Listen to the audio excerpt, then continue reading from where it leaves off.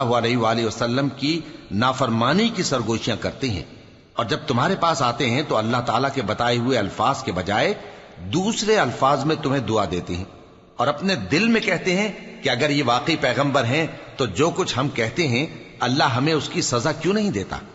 ए पैगंबर सल्लल्लाहु अलैहि वसल्लम, इनको दोज़ख ही की सजा काफी है, ये उसी में दाखिल होंगे और वो बुरी जगह है। मोमिनो, जब तुम आपस में सरगोशियां करने लगो तो गुनाह और ज्यादती और पैगंबर की नाफरमानी की बातें न करना, बल्कि नेकूकारी और परहेजगारी की बातें करना, और अल्लाह से जिसके सामने जमा किए जाओगे डरते रहना।